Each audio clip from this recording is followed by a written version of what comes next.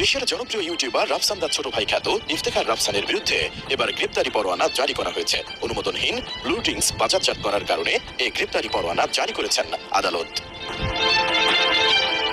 বৃহস্পতিবার বাংলাদেশ নিরাপদ খাদ্য কর্তৃপক্ষের ক্ষমতাপ্রাপ্ত নিরাপদ খাদ্য পরিদর্শক মোহাম্মদ কামরুল হোসেন বিষয়টি নিশ্চিত করে বলেন, ব্লু নামে বাজারজাত করা পানীয়টি অনুমোদনহীন হওয়ায় রাফসানের বিরুদ্ধে গ্রেপ্তারি পরোয়ানা জারি করার আবেদন করা হয়। সেই আবেদনের প্রেক্ষিতে ঢাকার বিশুদ্ধ খাদ্য আদালতের বিচারক আলাউল আকবর গত 4 জুন এ আদেশ দেন।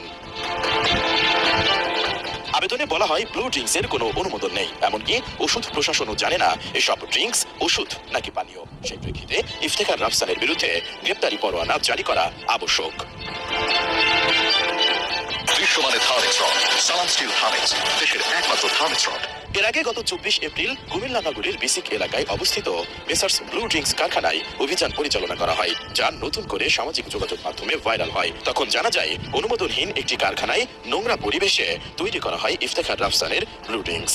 গোপন সংবাদের ভিত্তিতে কুমিল্লা বিসিক এলাকায় অভিযান চালায় জেলা প্রশাসন ও বিএসটিআই এর ভ্রাম্যমাণ আদালত। ওই সময় ঘটনার সত্যতা পেয়ে প্রতিষ্ঠানটিকে 30,000 টাকা জরিমানা করা হয়।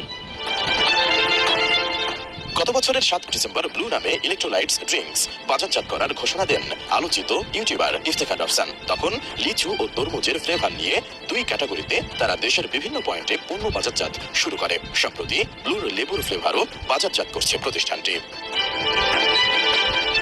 এছাড়া সম্প্রতি বাবা মাকে নতুন একটি অডি গাড়ি উপহার দিয়ে বিতর্কিত হন দেশের জনপ্রিয় এই কন্টেন্ট ক্রিয়েটর। গাড়ির ইস্যুর মাঝেই সামনে আসে তার বাবার নামে 2.5 কোটি টাকার ঋণের তথ্য।